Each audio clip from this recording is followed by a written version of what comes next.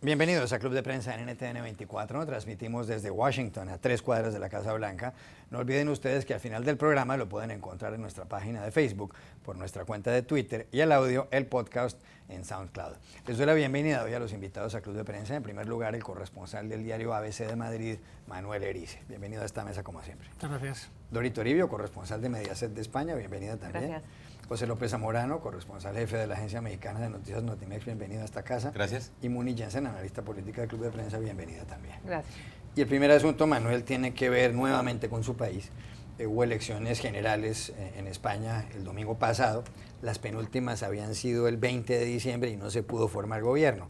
En esta ocasión, como en diciembre, los ciudadanos escogieron a los que van a ocupar los 350 escaños del Congreso de los Diputados, que a su vez eligen al presidente del gobierno. El actual jefe del gobierno es el señor Mariano Rajoy, del Partido Popular, es un presidente en funciones.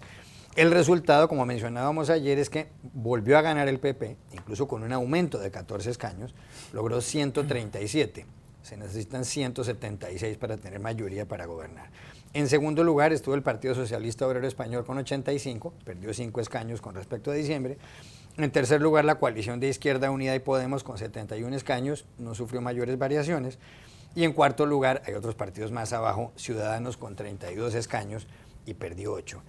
Aquí la pregunta que se hace mucha gente, y está también en la página web de BBC Mundo y de muchos periódicos, el periódico ABC también le ha dedicado bastante espacio al tema, es ¿por qué el Partido Popular y por qué el señor Rajoy, que es el líder de esa colectividad, tienen una votación tan importante, casi 8 millones de votos en un país de 46 millones de habitantes, si el PP es un partido rodeado de escándalos? Por ejemplo, en Valencia, la región de donde es Dori Toribio, hay un famoso escándalo conocido, el escándalo Gürtel.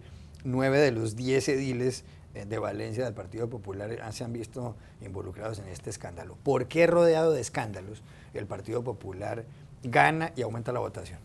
Bueno, yo creo que hay que verlo esto en el contexto de lo que ha pasado en España y también en el conjunto de Europa, del avance del populismo. En España también ha ocurrido, en el caso de Podemos, y lo que se ha producido con respecto a diciembre es que si en diciembre, digamos que la alternativa populista de Podemos iba avanzando de una manera clara, incluso sacó un buen resultado, un mucho mejor resultado de lo esperado, entonces, al contrario de lo que ha ocurrido ahora, que ha habido un frenazo importante al populismo, yo creo que ha influido decisivamente lo que es ese crecimiento general del populismo, incluido el Brexit, que se produjo solamente 3 días antes de la elección, porque la sensación de mucha gente, ya a mi juicio, es que ha ido incrementándose ese miedo a algo desconocido y sobre todo que en España ha habido una prueba concreta, un laboratorio concreto de gobiernos locales. Estamos hablando de Madrid, estamos hablando de Barcelona, estamos hablando de Valencia.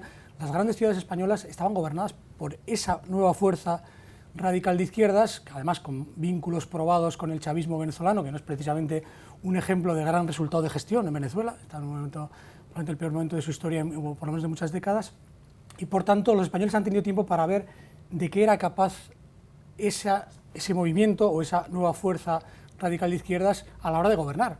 Y claro, si tenemos en cuenta el resultado que se ha producido en Madrid, donde ha perdido 150.000 votos esa nueva fuerza, incluso una nueva fuerza que iba en coalición con Izquierda Unida, lo cual se supone que por eso era la expectativa de que podían haber alcanzado y sobrepasado el famoso sorpaso al Partido Socialista, pero al contrario, lo que se ha producido es una reacción de una parte de los españoles, incluso una parte de los votantes del PP que había perdido, para apuntalar la opción menos mala, si se quiere, para seguir gobernando España, pero desde luego, a mi juicio, el titular es el frenazo al populismo en España, porque es lo que ha ocurrido en última instancia.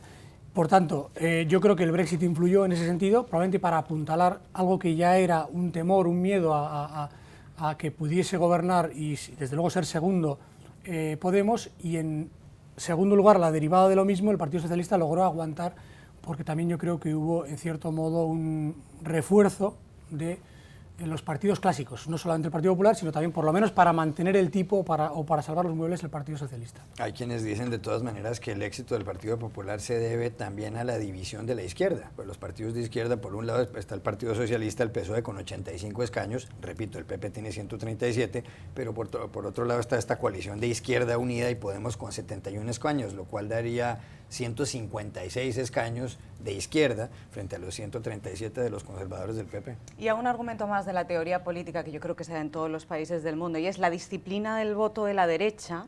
Todo el voto de la derecha, todo el voto del Partido Popular, incluso más gente salió a votar esta vez comparado con diciembre. Eso explicaría parte del éxito del PP y de Mariano Rajoy. Sin embargo, hay una gran abstención en la izquierda. Estas han sido las elecciones con una de las participaciones más bajas en la historia de España, solo comparadas con las elecciones de 1979, aunque es un 70% de participación, ojo, que es altísimo si lo comparamos con otros países, pero es una cifra muy baja para España. Eso significa que hubo mucha gente que se quedó en casa. Y cuando uno mira las cifras, se da cuenta de que quien se quedó en casa, como suele pasar siempre y como pasa en muchísimos países, suele ser el voto de izquierda. Esa alianza de izquierda, Podemos, Izquierda Unida, ha perdido 1 millón de votos comparado con diciembre. Y si uno mira las cifras del PSOE, se da cuenta que ha perdido 5 escaños comparado con diciembre. Es decir, el voto que ha perdido Podemos, que ha perdido la extrema izquierda, llamémoslo así, no ha ido al centro izquierda del PSOE. Ese voto se ha quedado en casa.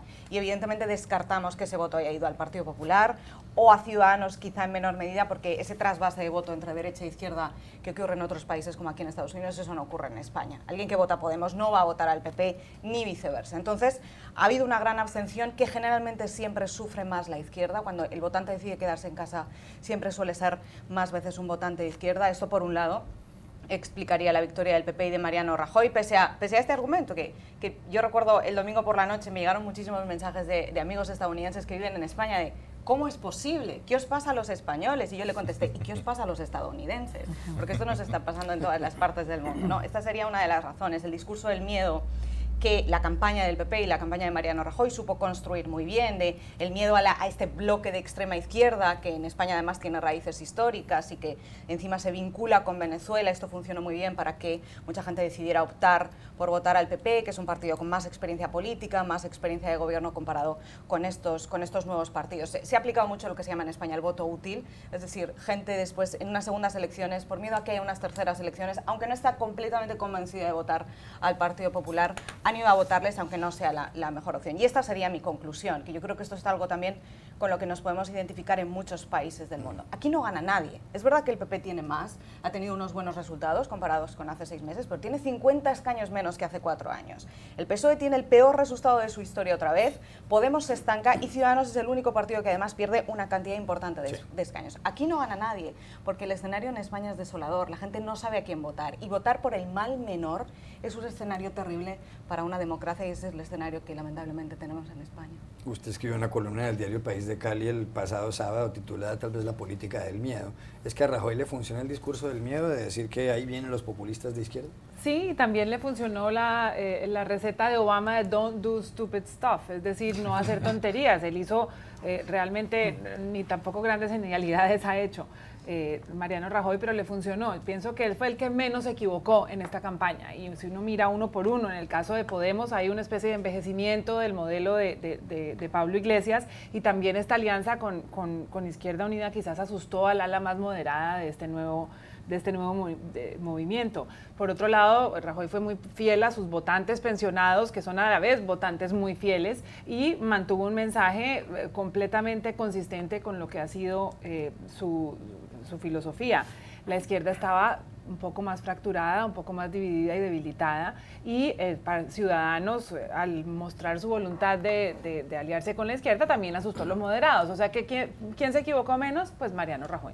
Pepe López Zamora. Sí, mi reflexión sería, sin entrar en la particularidad específica de España, ya lo platicaron muy bien Manuel y Dori, es que siento que hay momentos de ansiedad y de incertidumbre en las sociedades, que tienes obviamente dos opciones: o te tiras al precipicio en busca de una opción de riesgo, o sigues por el status quo. Y lo que estaba reflexionando en el caso de España, creo que pasó, por ejemplo, en 2 periodos en Estados Unidos. En 2004, con la reelección de George W. Bush, ¿no? Tienes el traumático episodio de los ataques del 11 de septiembre, y la opción podría haber sido: no nos cuidó lo suficiente, hubo una falla de seguridad grave, vámonos a una nueva opción. Y no fue así, él ganó de manera abrumadora. Segundo caso, en la reelección de Barack Obama en 2012, viene el país del episodio traumático de la Gran Recesión, ¿no? El país estaba al borde básicamente del abismo, como alguna vez se describió en ese mismo programa, ¿no? Y entonces el votante tendría la opción de decir, vamos con la opción conservadora, la opción de la estabilidad, etcétera, y no, se van con el status quo de Barack Obama. Entonces yo creo que no hay que perder eso de vista, como tampoco el hecho de que las elecciones son un termómetro imperfecto del ánimo nacional. O lo tienes porque la disciplina de unos, en el caso de la derecha siempre son más disciplinados, y lo vemos en casi todos los países, el voto de la derecha, que es el voto de las personas de más edad, el voto de las personas con cierto nivel económico, etcétera, siempre tiende a ser mucho más cuantitativo que el voto de los liberales, de los progresistas, que son los jóvenes, que son las personas, ¿no?, que no tienen un rango. Entonces, muchas veces nos confundimos en pensar que necesariamente la elección refleja ese ánimo nacional. Creo que en España, como también mucho más probablemente en Estados Unidos, las aritméticas políticas no cuajan con el ánimo nacional, y es un dato que debemos tomar en consideración en estos resultados. Yo quería recalcar solamente un poco lo que ha significado en el conjunto de Europa en un momento en el que, bueno, no solo Europa, el mundo está patas arriba como consecuencia del Brexit. La canciller Merkel creo que tardó minutos en llamar a Mariano Rajoy, porque claro, para Alemania y para Europa lo que ha ocurrido en España es muy importante en el sentido del dique de contención que supone para el populismo. En un momento, insisto, en el que se acaba de producir el Brexit. Yo leí ayer que Merkel llamó inmediatamente a Rajoy muy contenta, en el sentido de que, claro, esto supone probablemente uno de los pocos países ahora mismo en Europa, incluida Alemania también, donde ese dique de contención ha sido efectivo, y el populismo, ya veremos en el futuro, porque no se puede hacer predicciones todavía, pero tiene la sensación de que ha llegado a su techo, es decir, que puede empezar ahora su leve caída o su caída más prolongada, después de un momento en el que Europa, insisto, el populismo avanza en todos los países, y creo que puede suponer un punto de inflexión en ese sentido, más allá de lo que pueda ocurrir con el Brexit, que, en fin, todavía está por ver. Cambio de asunto, y tiene que ver con el Brexit, que es esa palabra que se ha conformado de Britain, de Gran Bretaña por un lado, y de exit con salida. Ahora se habla, se dice de que hay muchos ciudadanos y dirigentes políticos en el Reino Unido que creen que han cometido un error, que han metido la pata, y entonces se habla ya en inglés del exit al Brexit, o sea, de una salida al Brexit. Hoy el diario de New York Times trae varias opciones y dice que existen caminos para que Inglaterra dé marcha atrás, para que recule, como dirían ustedes los españoles. La primera opción, el referendo no es vinculante, es decir, no es obligatorio, de manera que el Parlamento en el Reino Unido podría decir, no, aquí no vamos a hacerles caso a los votantes.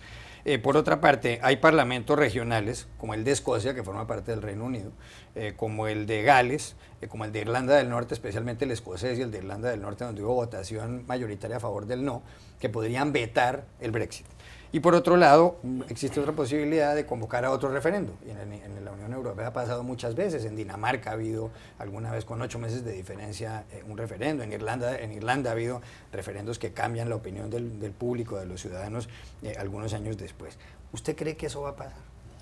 Existe la opción, sobre todo la primera opción, porque es verdad que el referendo no es vinculante y que el Parlamento podría dar marcha atrás, cosa que no ha ocurrido nunca en la historia del Reino Unido. El Parlamento suele refrendar lo que decide el pueblo, porque para eso es el voto del pueblo.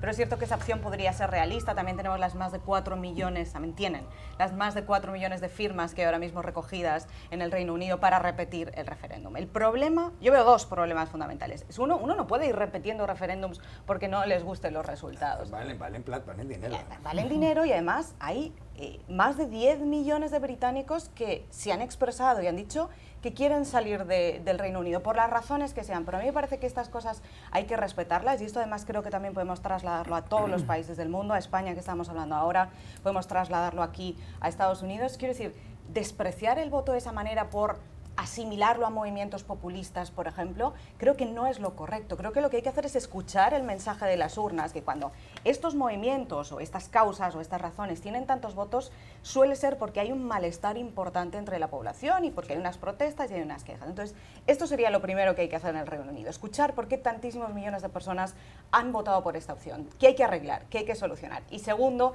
que es lo que estamos viendo esta mañana en el Parlamento Europeo, que es el primer debate después del Brexit, que está siendo muy tenso, donde sobre todo los líderes europeos están muy, muy enfadados. Ha habido incluso un momento de abucheo general a Nigel Farage, que es una de las caras del movimiento del Brexit, llamándole nazi o de propaganda nazi, que como saben, esta es una palabra muy dura de utilizar en contexto europeo.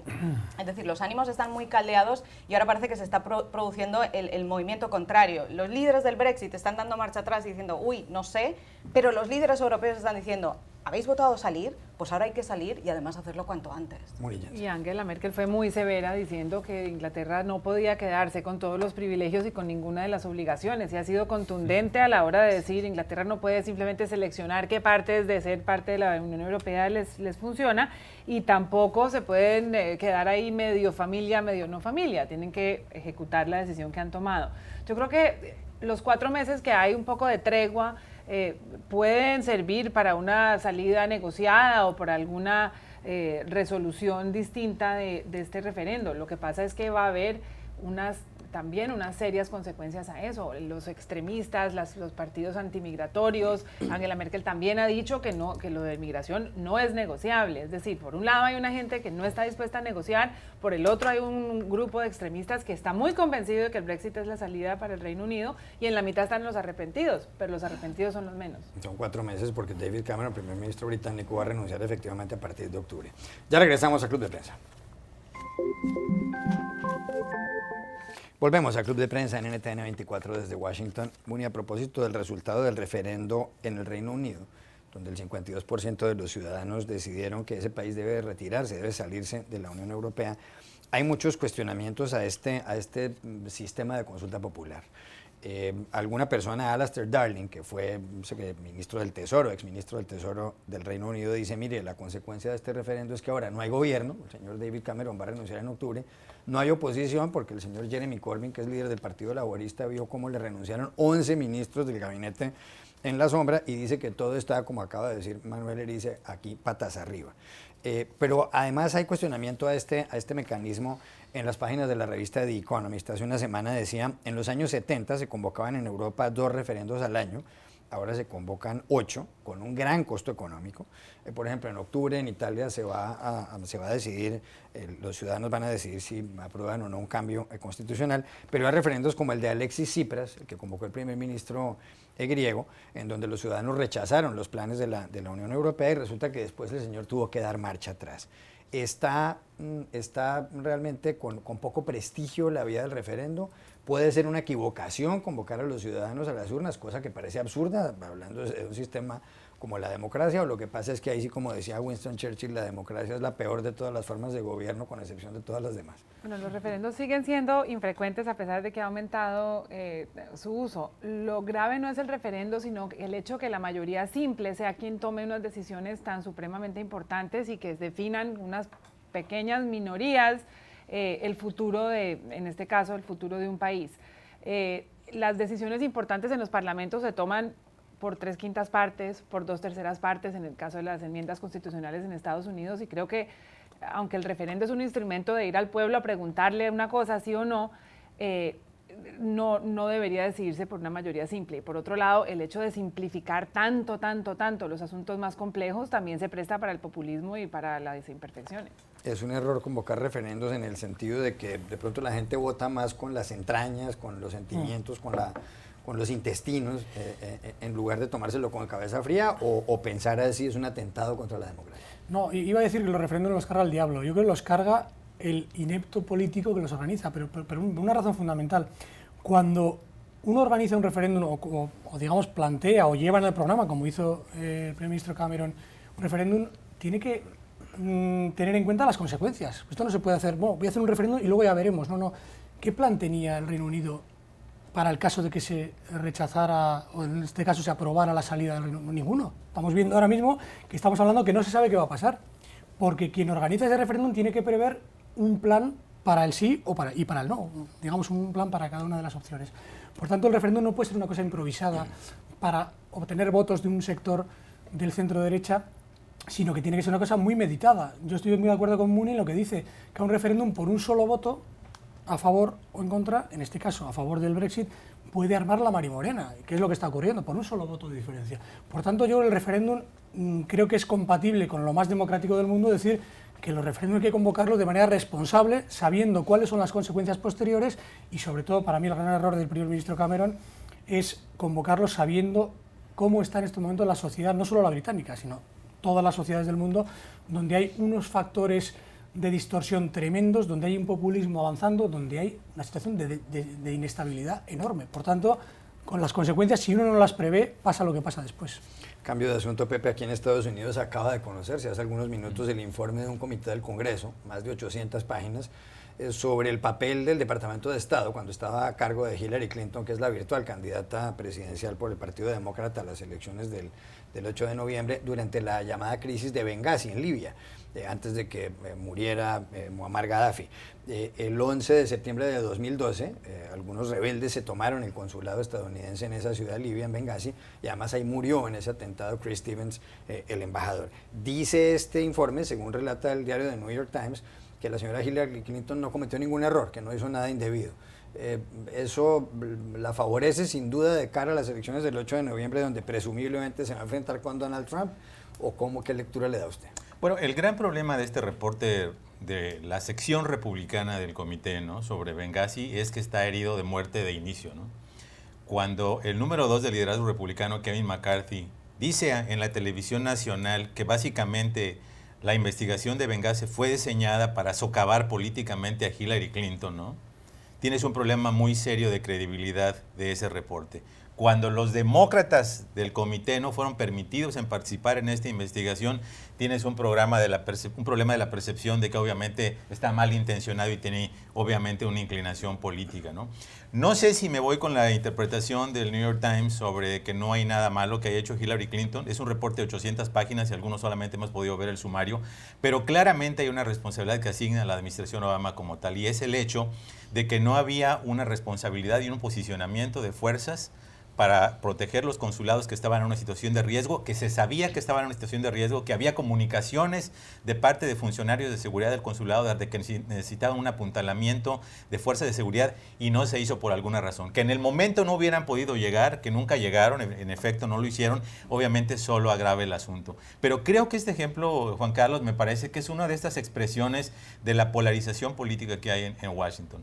No es ni tan creíble la parte republicana como la defensa a ultranza que de inmediato hicieron los demócratas. Preventivamente, los demócratas sacaron su propio reporte desde ayer.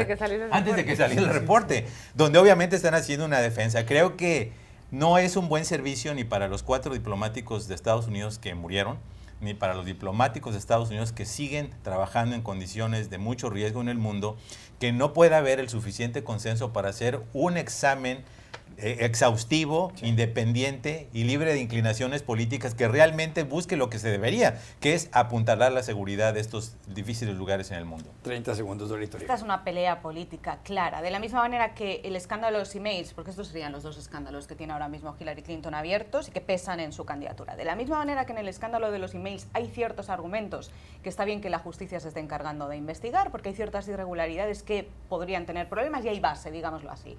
El tema de Benghazi es una lucha política. Recordamos que el atentado ocurrió en septiembre de 2012, 2 meses antes de las elecciones para la reelección de Barack Obama, cuando las encuestas todavía estaban muy apretadas entre el entonces candidato republicano Mitt Romney y el presidente de Estados Unidos, y los republicanos estaban jugando la Casa Blanca y finalmente consiguieron la mayoría en las 2 cámaras, utilizando sobre todo esta baza política. Desde entonces ha sido una lucha política porque ellos sabían que Hillary Clinton iba a acabar presentándose en 2016, había muchas posibilidades, era un gran punto débil. Recordemos además esa comparecencia histórica de la ex secretaria de Estado, 11 horas en el Congreso, seguidas, continuadas, dando sus argumentos. Aquí ya no hay nada más donde buscar, y aún así hoy los republicanos siguen con la pelea política diciendo que ella tardó demasiadas horas en buscar seguridad. Es decir, esta pelea no va a parar porque otra vez estamos antes de unas elecciones presidenciales. Ya regresamos a Club de Prensa. Volvemos a Club de Prensa para despedirnos. Última noticia: el señor Diego Maradona le ha pedido a Lionel Messi que no renuncie a la selección argentina. Medio país, más de medio país en Argentina le pide a Messi que no se vaya. ¿Le debe hacer caso Messi a Maradona? Yo creo que es una mancha en el expediente del mejor jugador del mundo y de uno de los grandes de la historia, porque yo creo que es una reacción más infantil que de un jugador hecho y derecho. Dori Toribio. Es una reacción infantil, que por favor no se vaya. Es verdad que el penalti fue un error, pero también suyo fue el mejor gol de la Copa de América, que fue esa parábola imposible en el partido con Estados Unidos. Pepe. Antes que nada, quienes estamos alrededor de esta mesa ovalada no tenemos autoridad moral de hablar de fútbol. Colombia, España y México. Dicho lo cual, sí me gustaría que se mantuviera Messi. Munillense. Como los ingleses, ya tomó la decisión, ya que se vaya. Yo sí tengo Gracias. Implacable, El México. muy implacable. Mexi. Gracias a los cuatro, yo sí tengo autoridad porque soy hincha del Deportivo Cali. Los espero mañana en Club de Prensa.